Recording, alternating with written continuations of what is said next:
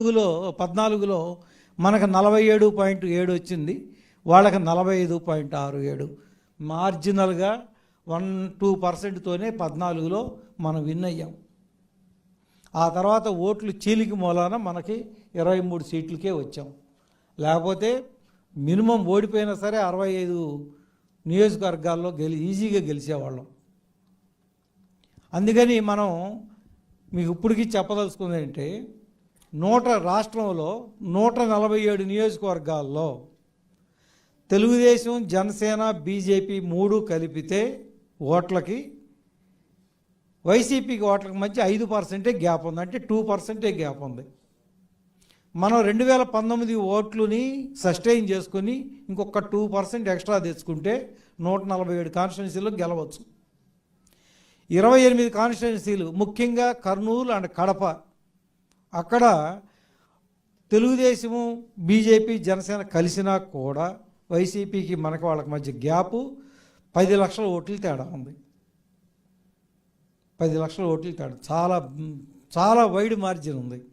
అందుకని మేము ఇక 175 నియోజకవర్గాలని సమానంగా అందుకని మేము బలహీనమైన నియోజకవర్గాలు, బలమైన నియోజకవర్గాలు కొంచెం పక్కన పెట్టండి, అన్నిట్లో సమానంగానే పనిచేయాలి.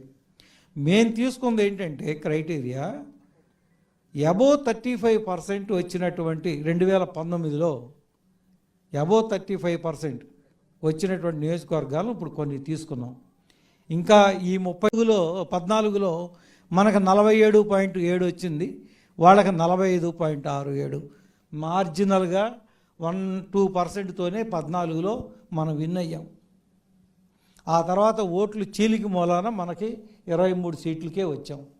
లేకపోతే మినిమం ఓడిపోయినా సరే 65 నియోజకవర్గాల్లో ఈజీగా గెలిచేవాళ్ళం. అందుకని మనం మీకు ఇప్పటికీ చెప్పదలుచుకుంది ఏంటంటే, రాష్ట్రంలో 147 నియోజకవర్గాల్లో తెలుగుదేశం, జనసేన, బీజేపీ 3 కలిపితే ఓట్లకి వైసీపీకి ఓట్లకి మధ్య 5% గ్యాప్ ఉంది, అంటే 2% గ్యాప్ ఉంది. మనం 2019 ఓట్లని సస్టైన్ చేసుకుని ఇంకొక 2% ఎక్స్ట్రా తెచ్చుకుంటే 147 కాన్స్టిట్యున్సీలు గెలవచ్చు. 28 కాన్స్టిట్యున్సీలు, ముఖ్యంగా కర్నూలు అండ్ కడప, అక్కడ తెలుగుదేశము, బీజేపీ, జనసేన కలిసినా కూడా వైసీపీకి మనకు వాళ్ళకి మధ్య గ్యాపు 10 లక్షల ఓట్లు తేడా ఉంది. 10 లక్షల ఓట్లు తేడా, చాలా వైడ్ మార్జిన్ ఉంది.